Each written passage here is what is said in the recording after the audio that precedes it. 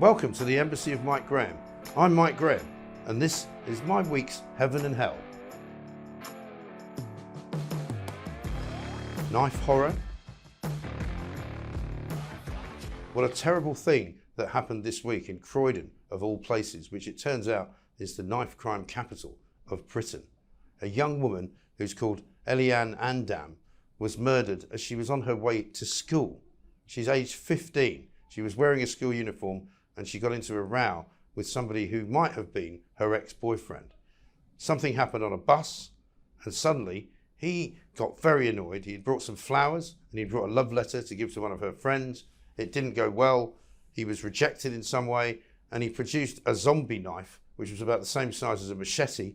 There was a bit of a chase and he stabbed her in the heart and in the neck. It was absolutely horrific. And it happened at 8:30 in the morning. She was on her way to school in the middle of a very busy street in London. It just beggars belief. She is also, unfortunately, the 15th teenager to have been killed by knives this year alone in the capital city. This is a scourge that needs to be sorted out. Sadiq Khan, the mayor, needs to take responsibility. Somebody needs to start banning these knives and somebody needs to start locking up people that get found carrying them around. It's absolute hell for her parents. It's hell for everybody else. Just awful. What the fox? What on earth is going on over at GB News? You know, they call it the People's Channel, but there's a lot of people suspended. I don't know what that means, but what it does seem to mean is that there's an awful lot of people who want to shut them down. There's an awful lot of people who've been outraged by Laurence Fox and what he said about Ava Santina, a woman that does a lot of work here at TalkTV. The problem is, when you use people like Laurence Fox, who's not a journalist, he's a polemicist, he's a former actor, he likes to get stuck into people, he says things which are inappropriate. Lots of people, I think, thought that what he said was wrong. I don't think anyone thought that what he said was right. There are consequences to freedom of speech.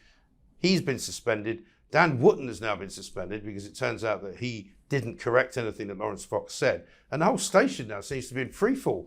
Who knows where it's all going to end? But the one thing I would say is this. If GB News could clean up its act, of course it shouldn't be shut down.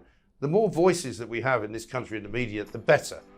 So, hopefully, for them, this hell won't go on forever. Is it a bird? Look up in the skies and see what's up there, because pretty soon you might be seeing some flying cabs. Somebody's working on a plan to actually launch what is effectively a very large electric drone that you can sit in, and it might be ready in time for the Olympic Games. That would be pretty astonishing, wouldn't it? Now, the streets of this city in London are pretty congested. It's pretty hard to get around. But if you could fly, it'd be like something out of Fifth Element. It'd be like something out of Back to the Future and all sorts of other old films that you might not have heard of. But in the end, flying in a car has got to be better than driving. I would certainly use it. And there's one great advantage, right? There are no cyclists in the sky. So you'd be able to get around without bumping into any of them. I think it's heaven.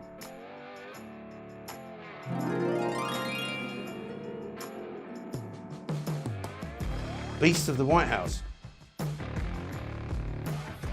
Finally, there's an interesting story about Joe Biden. Most of the stories about Joe Biden aren't very interesting at all. They're usually just clips of Joe Biden not being able to speak, not being able to walk properly, or falling over. But he's got an amazing dog. He's got this German Shepherd called Commander.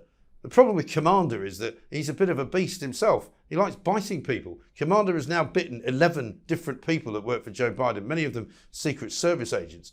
And they don't know what to do with him because obviously he's a dog. They like dogs in America. It's good to have a dog. And if you're the president, who happens to also be the commander-in-chief, you can't go around putting dogs down because that would make you very unpopular indeed. So he's stuck with his poor commander dog and everybody else is going to have to sort of tiptoe around him because if you go too close to Commander, he lashes out and bites you.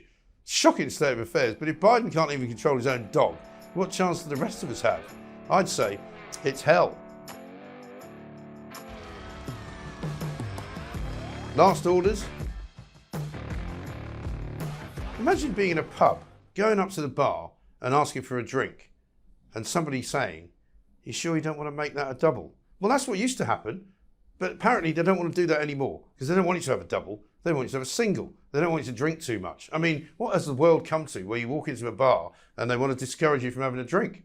They don't want to say, would you like another? They don't want to have you asked a question that might lead to you ordering more drinks than you thought you wanted. Like, for example, if you ask for a glass of wine, they might say, how about a bottle? Well, now, apparently they don't want to do that. So it's a sort of wokists have taken over a pub. First they started queuing up one behind each other. Now when you get there, they don't want to give you a drink. How about an orange juice? Well, how about you just do your job? What's wrong with these people?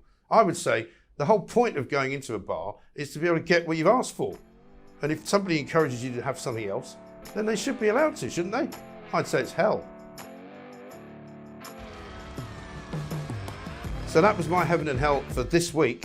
Join me again next time for The Embassy of Mike Graham. Don't forget, like it, share it, and subscribe.